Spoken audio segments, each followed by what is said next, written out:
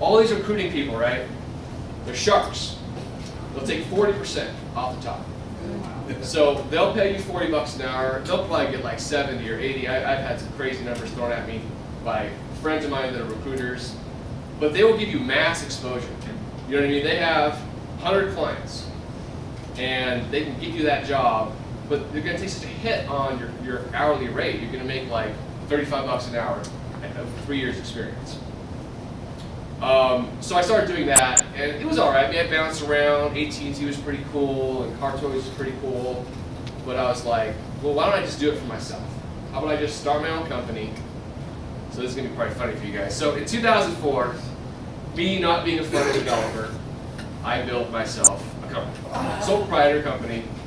Did the design myself, and I'm going to use Google's Wayback Machine to show what my website looked like in 2004. You can do that for a lot of different websites. So, oh, that's not, that's good. So here I am. This is my company. Data Fusion System, back when I had more hair. And is this going to work? See my portfolio?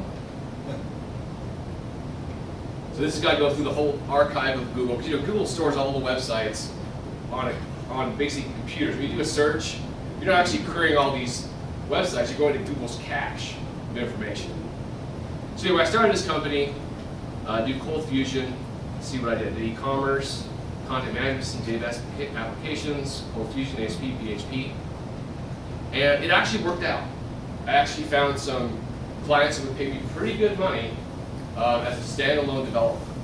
But that's sort of the conundrum you're in. Do you go with a recruiter? Do you go on your own? Do you go to Craigslist? Do you find a mom and pop shop, or your sister or your mom that has a company, and you build them up? That last option is probably the best. When you're first, internship, I interned at ESPN.com. I was a grunt HTML coder. It was pretty lame, but it was some exposure, it was some experience. I'm going to show you real quick. This is an example of a site we just did for my wife. And it's WordPress. You guys all know WordPress, 2% of websites are WordPress. It's really simple, but we turned her company from her cleaning alone 10 months ago. Her cleaning alone houses in a green method 10 months ago. She has 5 W-2 employees.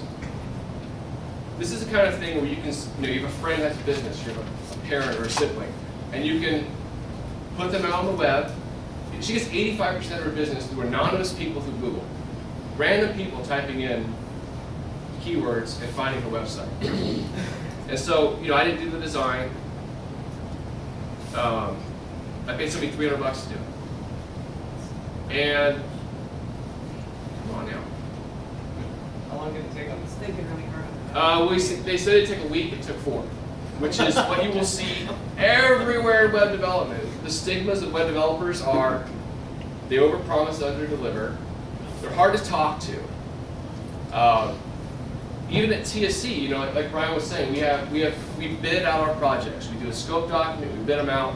We'll bid them out in like 40 hours. They'll take 120. And that basically means that we didn't spec it out right. You got to write, what you're going to be doing, when it's going to be done. What's scope creep? What's that? Scope creep is when you create a specification document or just a general agreement. You say, okay, I'm going to do this in this amount of time, this amount of money. And then you start talking with the client, and they're like, oh wait, what about this, they ask you.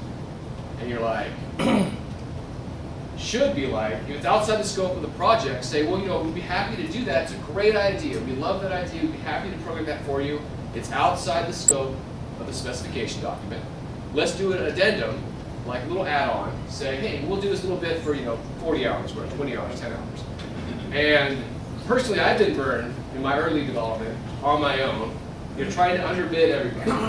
Trying to be like, oh, I'll do it for 20 hours, or I'll do it for $1,000. And I'll get the job. Back then, I'd get the job, but then I'd make like $10 an hour basically after all is said and done, because I didn't scope it right and I underbid. And it's hard to do that when you first come